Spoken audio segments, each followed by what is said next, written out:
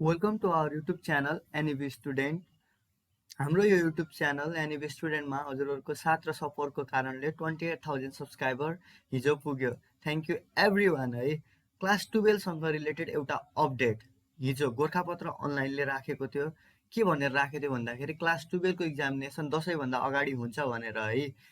यो अपडेटमा चाहिँ यहाँ अपडेटमा दिएका भनाइहरू कृष्ण प्रसाद शर्मा नेपाल एक्जामिनेसन बोर्डको एक्जाम कन्ट्रोलरको हो भनेर नोटिस राखिएको थियो अथवा न्युज पोर्टल राखिएको थियो है। अब यो कुरा सामाजिक सञ्जालमा सबैतिर छाएको भएर एभी न्युज खबरले उहाँसँग एउटा प्रोग्राममा इन्टरभ्यू लिएको थियो। यो कुरामा कति सत्यता छ भनेर है।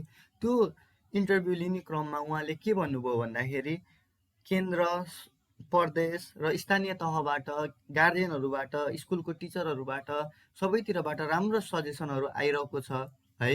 प्लस एक्जामको नोटिस दिनु र एक्जाम कन्डक्ट गर्नुमा 21 दिनको ग्याप हुनेछ। यस्तो कुराहरू भन्नुभयो भने अहिले कोरोनाको महामारी बढेको कारणले दशैं आउनको लागि अराउन्ड 50 दिन मात्र छ नि त। एक्जामको तयारी गर्नु पर्यो, नोटिस निकाल्नु पर्यो। अब यही भनेको कुरालाई नै यसलाई पास गरेर अफिसियल्ली एउटा नोटिस निकाल्नु पर्यो। यो गर्नको लागि अलि टाइम लाग्ने भएर दशैंभन्दा अगाडि चाहिँ यो एक्जाम कन्डक्ट गर्ने सम्भावना न्यून छ भनेर उहाँले इन्टरभ्यूमा भन्नुभएको छ। त्यो इन्टरभ्यूलाई मैले तल डिस्क्रिप्सनमा राखेको छु है लिङ्क। त्यो लिङ्कमा गएर यो इन्टरभ्यूलाई आफूले पनि मजाले हेर्नु होला, आफैले पनि आंकलन गर्नु होला। तर यो इन्टरभ्यूको सारांश के हो भने अहिलेको कोरोनाको महामारीको कारणले र सबैतिर एक्जाम लिन नसक्ने हुँदाखेरि चाहिँ दशैंभन्दा अगाडि पुरानै तरिकाले एक्जाम लिन सम्भव छैन है। अल्टरनेटिभ विधिमा पनि डिस्कस भइरहेको छ।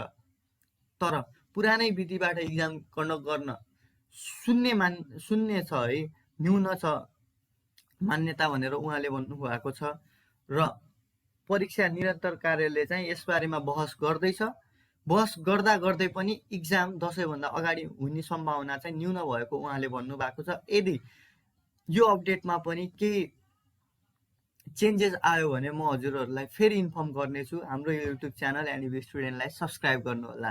Stay safe, stay healthy, take care, have a nice day.